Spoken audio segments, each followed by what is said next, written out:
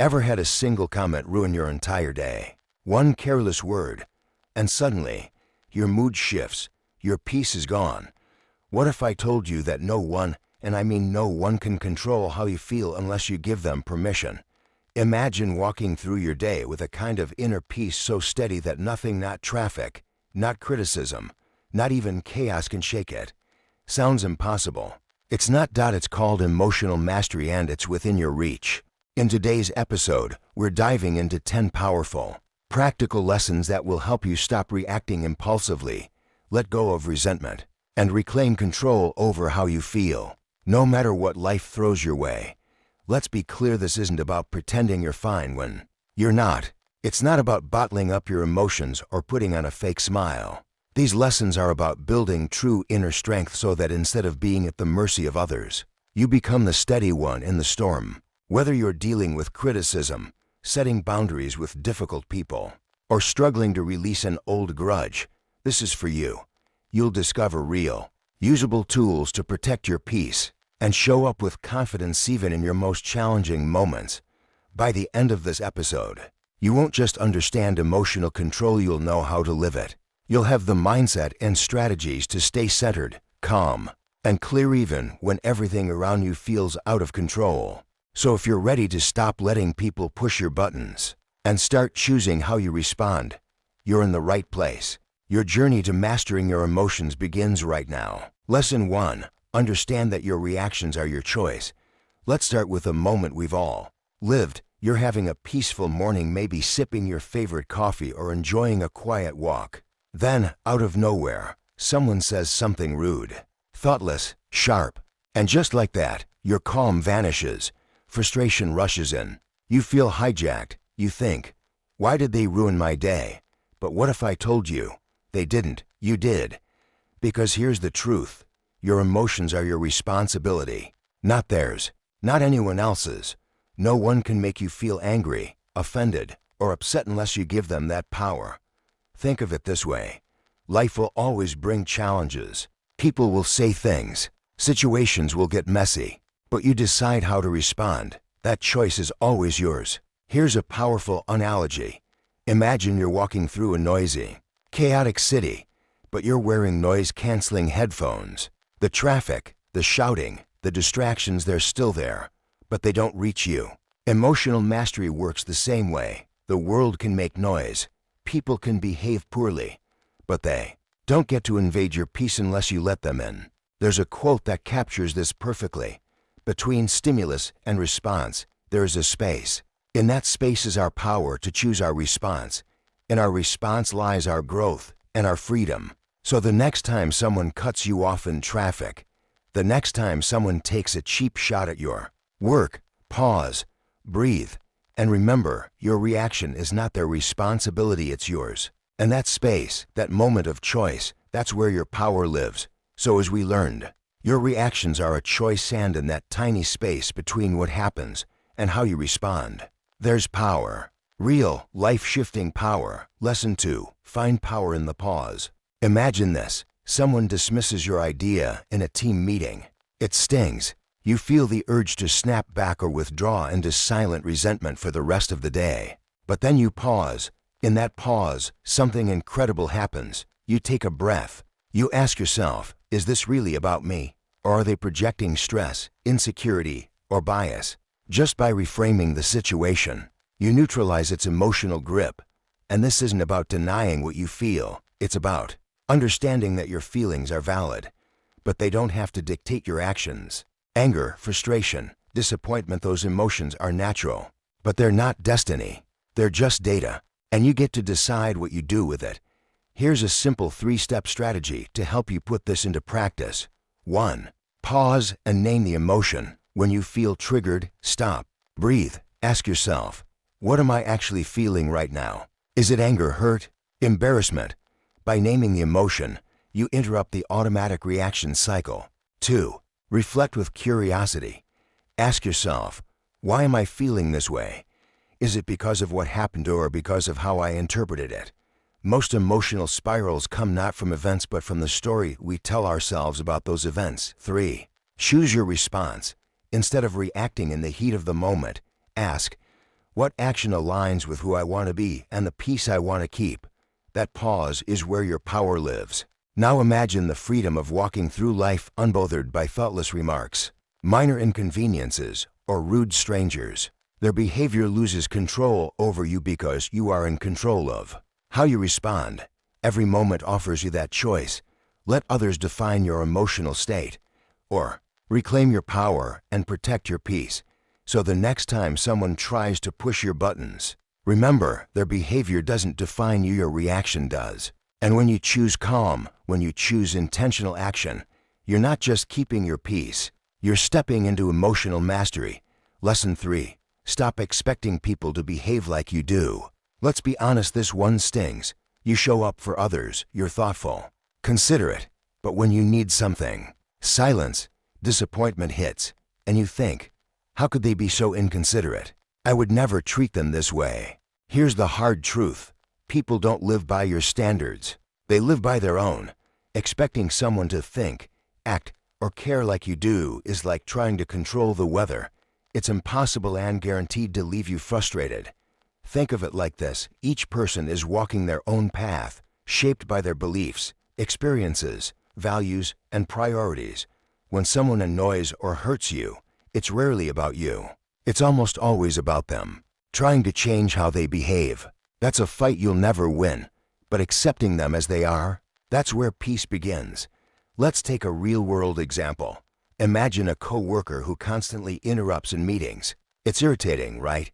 But instead of getting caught in silent anger or trying to teach them a lesson, try this. Recognize it's not about you. That's their habit, their pattern.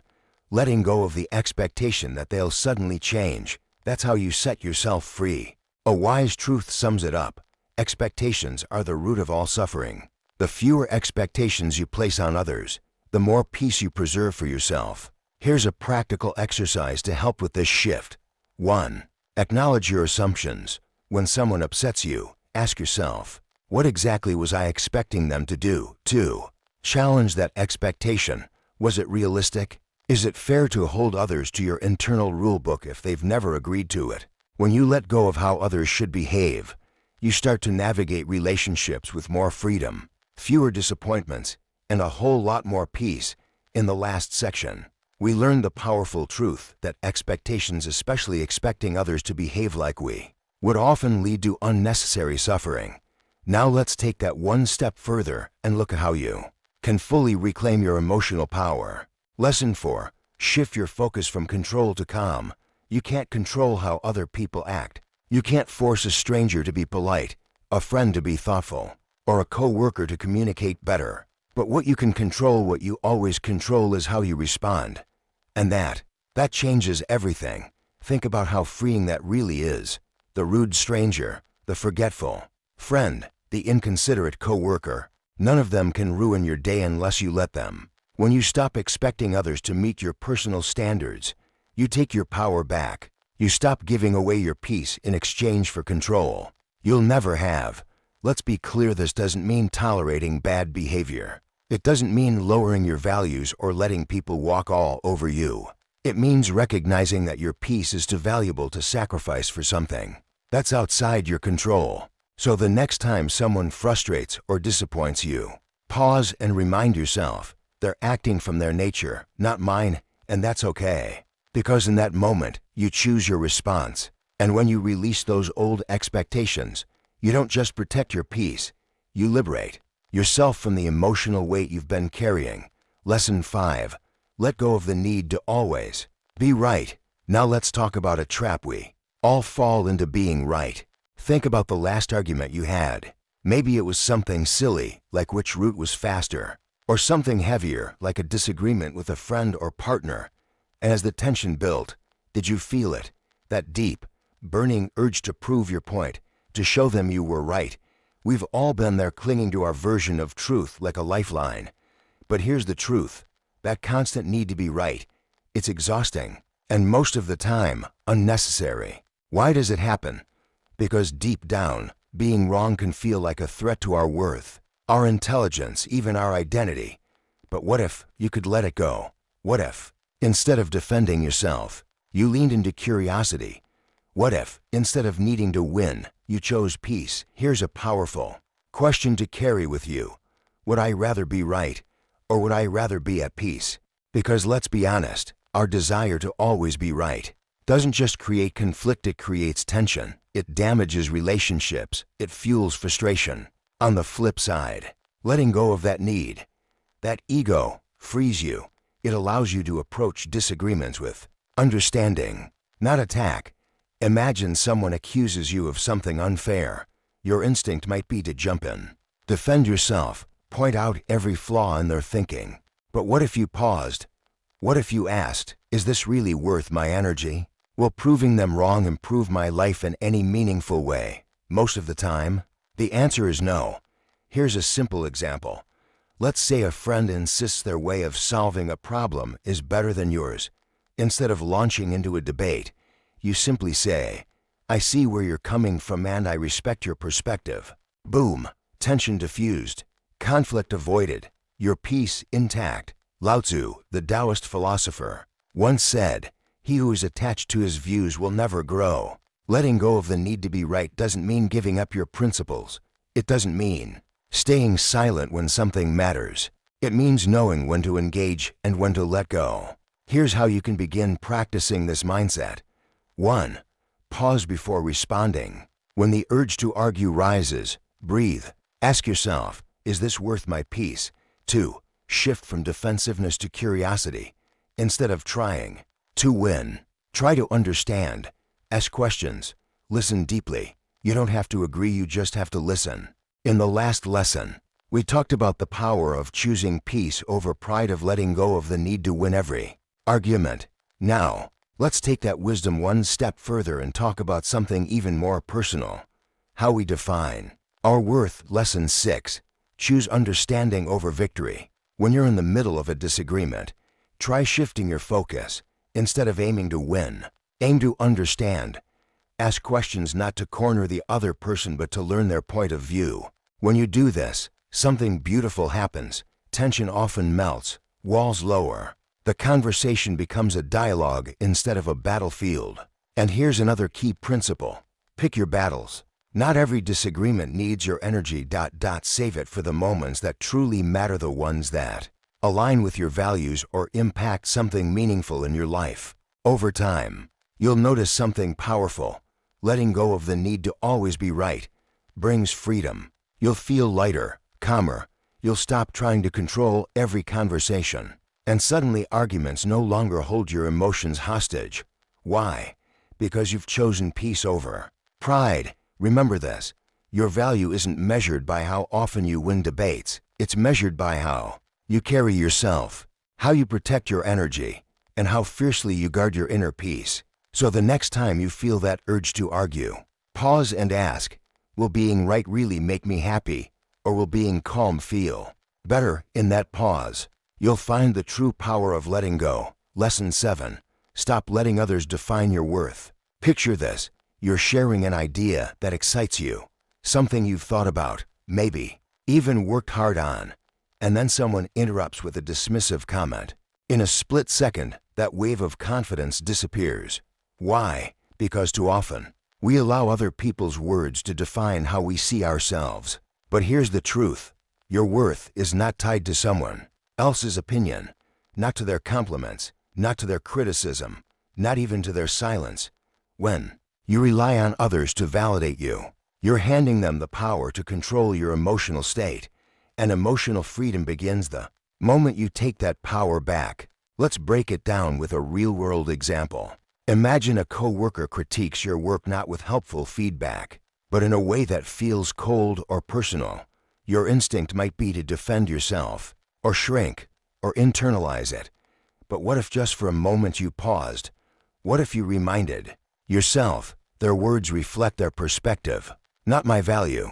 That shift in mindset protects your peace. It keeps your focus steady, and it reminds you that your worth comes from within, not from anyone else's commentary. Marcus Aurelius put it beautifully. We love ourselves more than other people, yet we care more about their opinions than our own. This doesn't mean you should ignore all feedback. Growth requires feedback, reflection, humility, but it does mean you learn to filter to recognize what's helpful and let the rest pass like wind through trees. Here's how to stop letting others' words define your worth. 1. Pause before reacting. When someone says something that stings, take a breath. That pause gives you space to reflect instead of react. 2. Separate fact from opinion. Ask yourself, is there truth in this? Or is this just their perspective? Use what helps you grow. Leave the rest behind. 3. Reaffirm your worth. Remind yourself, my value isn't up for debate. It's not conditional. It's not negotiable. Lao Tzu adds even more depth to this idea.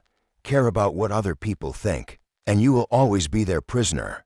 Letting go of the need for validation doesn't mean you stop caring. It just means you stop letting unnecessary opinions take up space in your heart.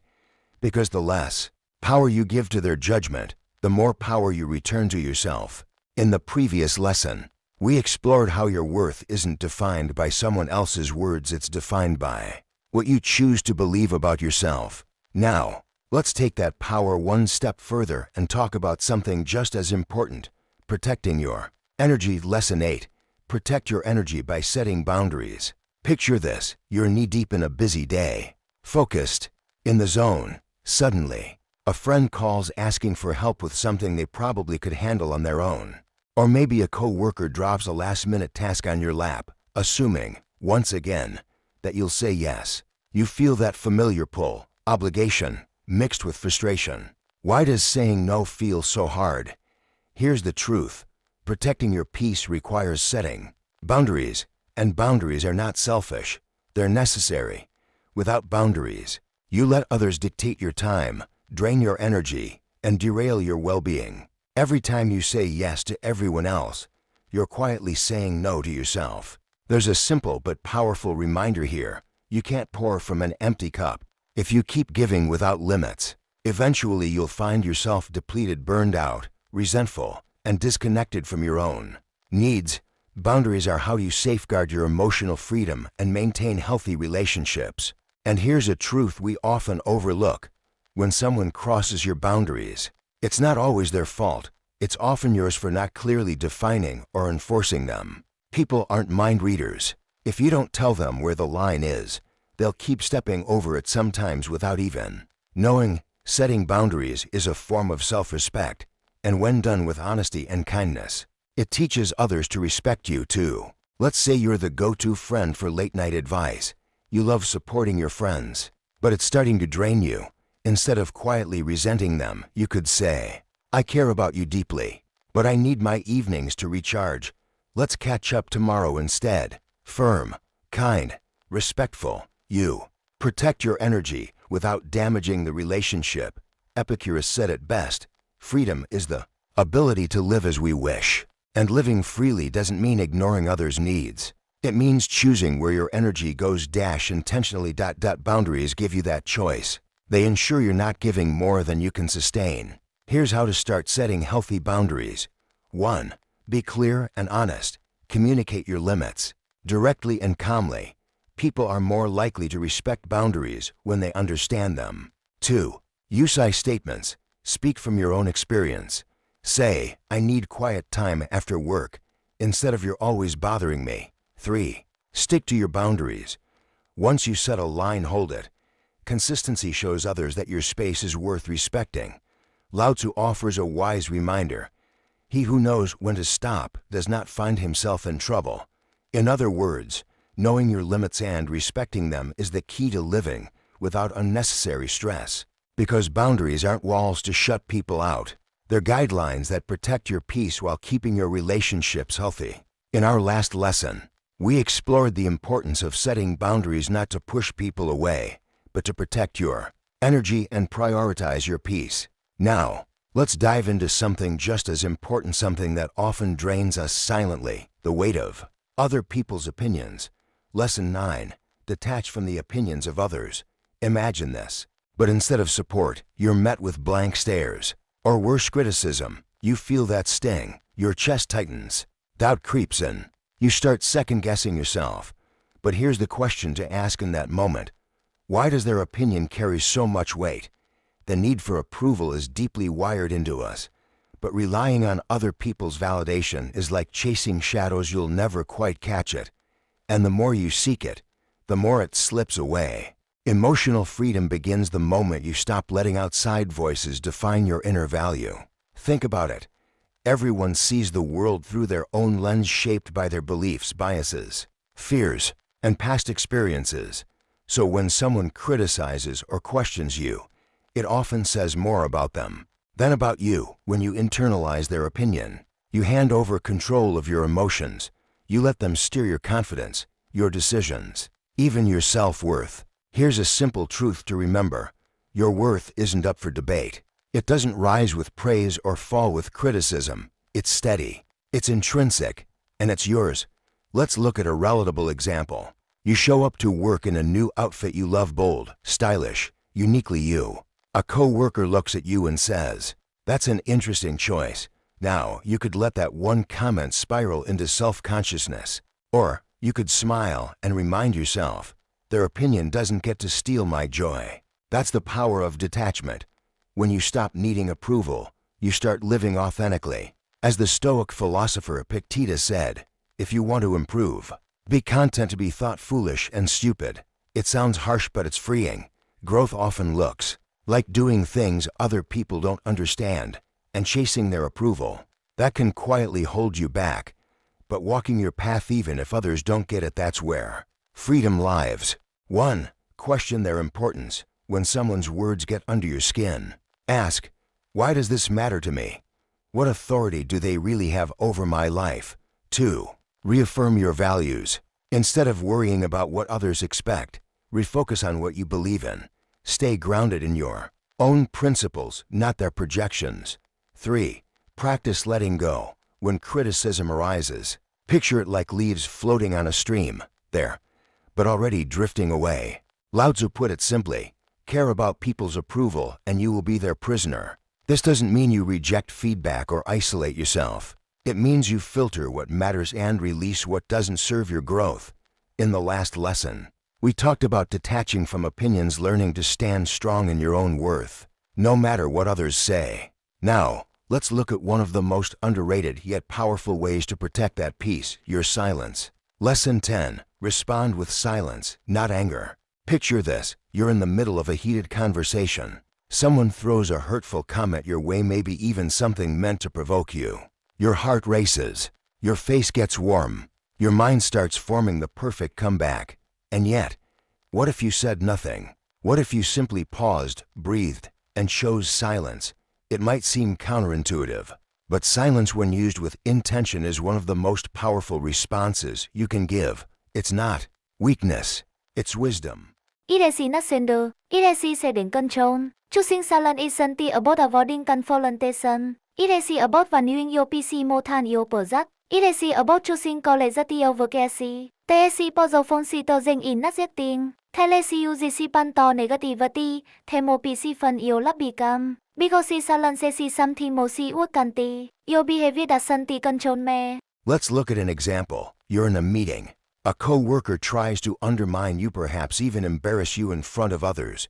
You have two choices: fire back and escalate the situation, or pause. Say nothing. Let their comment echo into the silence. By staying calm and composed, you don't just protect your dignity, you show everyone in the room who really holds the higher ground. Marcus Aurelius, the Stoic emperor, once said, "The best answer to anger is silence." Anger wants fuel. It wants reaction. Silence starves it. Choosing not to engage breaks the cycle. It puts you back in control. Think of silence as a shield. It doesn't absorb the chaos, it deflects it. Here's how you can start using silence as a powerful tool in your emotional toolkit. 1. Pause before reacting. When someone says something triggering, don't rush to respond. Take a breath. Create space. Let the heat cool before you decide what, if anything, needs to be said. 2. Listen without defending. Sometimes, people just want to vent. Let them. You don't have to interrupt or prove your point. Listening silently can be more powerful than any argument. 3. Speak only when necessary. If a response is required, keep it calm, clear, and direct. As a Buddhist teaching says, Speak only if it improves upon the silence. This doesn't mean you suppress how you feel. It means you choose how and when to express it on your terms. Think about it. How often do we regret the words we say in anger?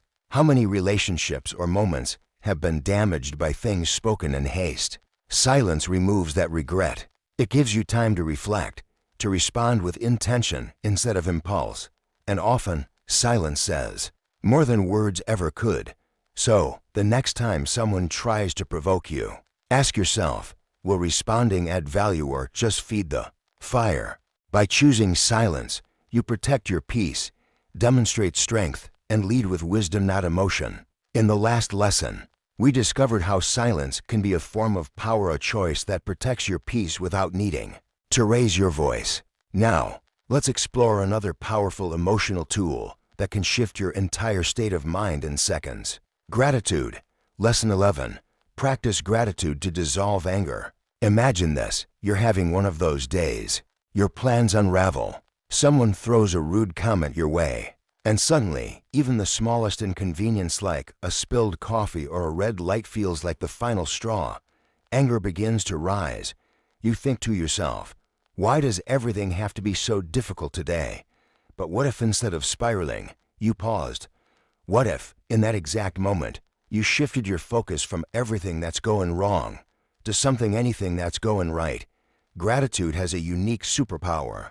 It doesn't just calm you down, it transforms your perspective.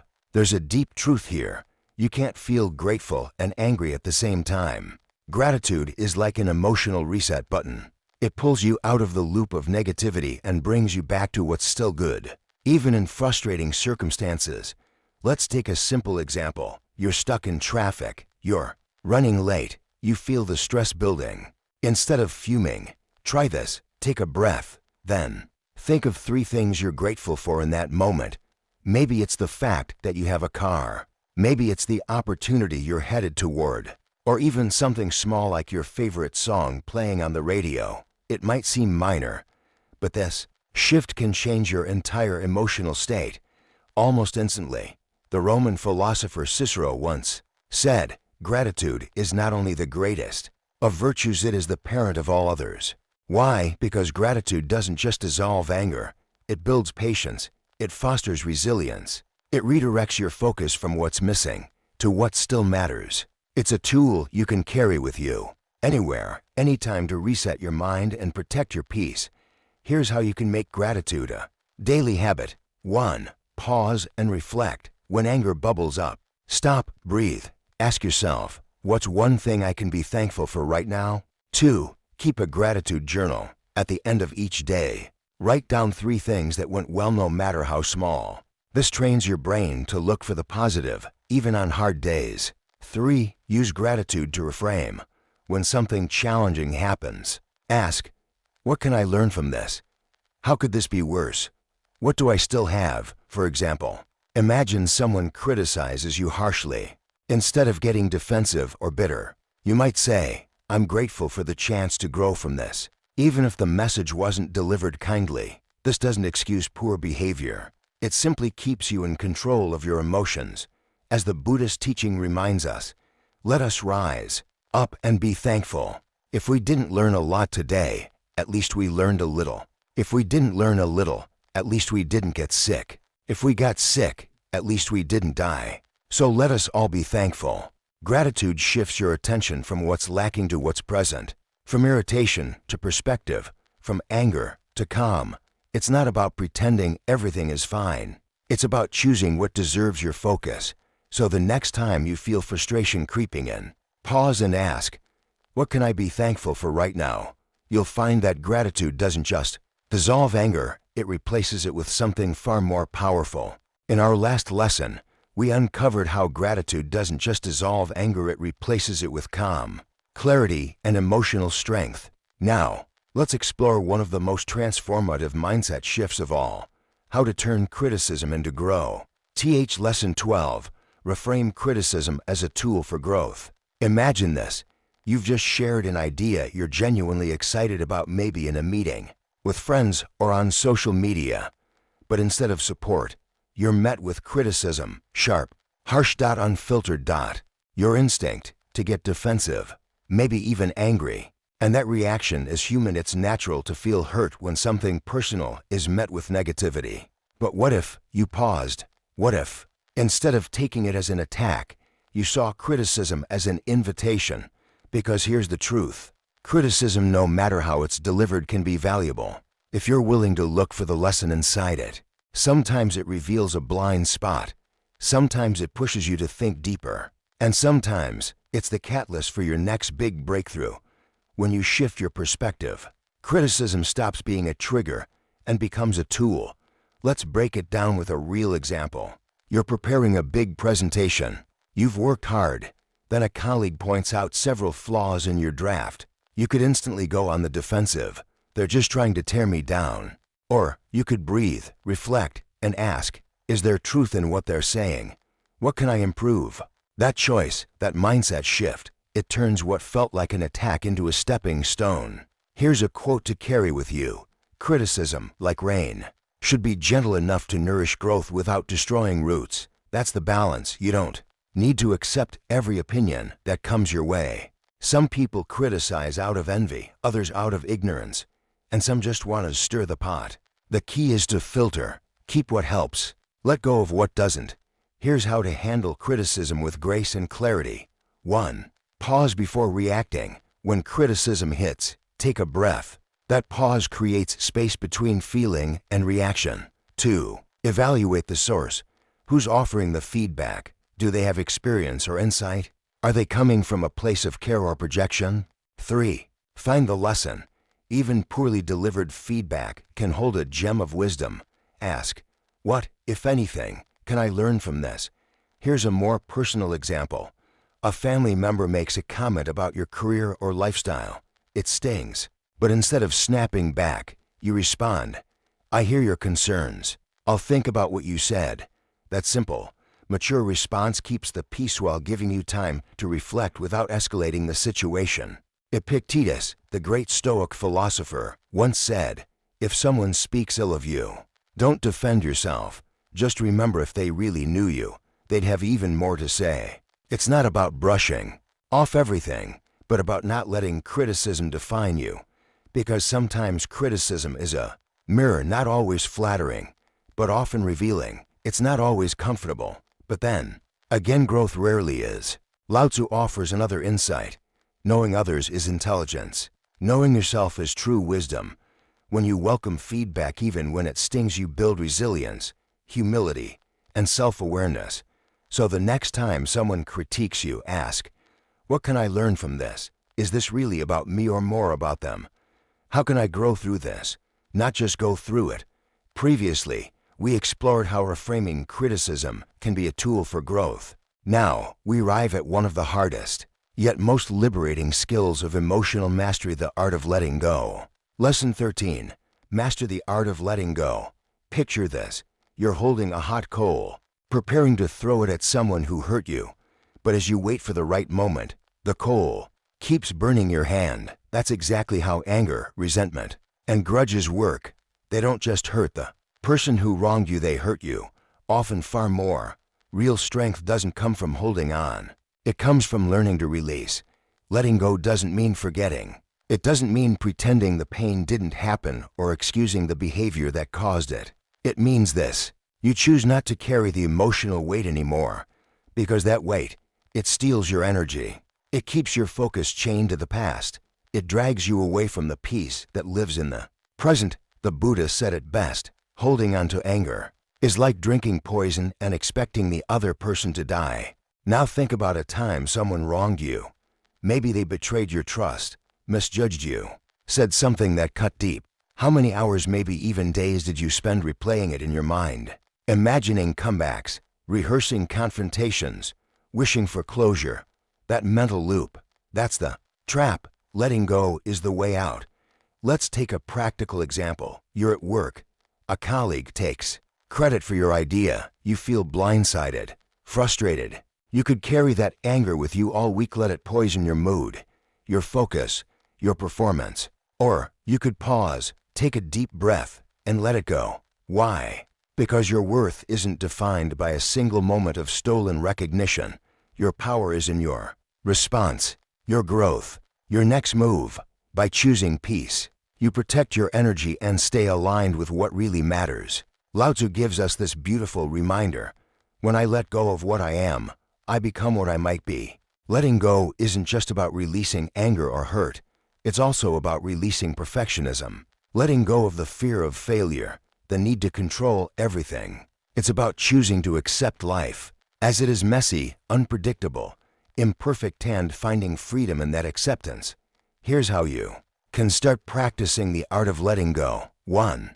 Acknowledge your feelings. Don't bottle things up. Feel the hurt. Feel the anger. But do it without judgment. What you feel is valid. To reframe the situation, ask yourself, what can I learn from this? How can I grow because of it? Even pain has wisdom inside it. 3. Focus on the present. Letting go is a choice you make, not for the other person, but for yourself. Your power is in the present moment. Return to it. Think of letting go like releasing a balloon. The longer you grip it, the tighter your hand clenches, the more it pulls against you. But when you open your palm, you're free. We talked about the power of letting go, how releasing what weighs you down can open the door to peace, clarity, and forward motion. Now, let's bring all these lessons together. Let it go and step into what's possible. Imagine this: you've been holding on tight to anger, regret, or disappointment. But the moment you decide to release it, something shifts. You feel lighter, freer, more yourself. Suddenly, life becomes less about what happened and more about what's possible. Marcus Aurelius, the Stoic emperor, once said, "Do not be disturbed by what is outside your power. Let it go, and you will find peace." This doesn't mean you ignore injustice. It doesn't mean letting people walk all over you. It means choosing intentionally where your energy goes. Because every moment you spend clinging to the past is a moment lost from building a better future. By letting go of what you cannot control, you create space for what you can. A calmer mind, a stronger heart, a more fulfilling life. So the next time you find yourself holding onto frustration, resentment, or regret, ask yourself, is this worth my peace? What would my life feel like if I just let this go? Let the answer guide you. Let it free you. Because true strength isn't in how tightly you hold on. It's in knowing when to release. And when you do, you'll realize the lighter you feel, the stronger you actually become. So there you have it, 10 powerful, practical lessons to help you master your emotions and stay unbothered. No matter what life throws your way, these aren't just abstract ideas. They're tools, real tools you can use every single day to protect your peace, to build resilience, to take back control over how you respond to life's chaos. Remember, emotional mastery isn't about shutting down or becoming indifferent. It's not about suppressing your feelings. It's about meeting life with clarity and strength. It's about choosing your reaction instead of being ruled by it. So as you move forward, take these lessons with you. Practice pausing before you react. Set boundaries that protect your energy. Let go of the people and things you were never meant to carry. Every time you choose calm over conflict, stillness over struggle, you take one step closer to living a life that is unshakable. If this episode brought you any value, don't keep it to yourself. Share it with someone who might need a little more peace in their life right now. And if you have your own insights, your own methods for staying calm and centered, I'd love to hear them. Drop a comment below. Let's keep the conversation going. Thank you for being part of this journey. Remember, emotional freedom isn't a destination. It's a daily practice. So keep showing up for yourself. Stay mindful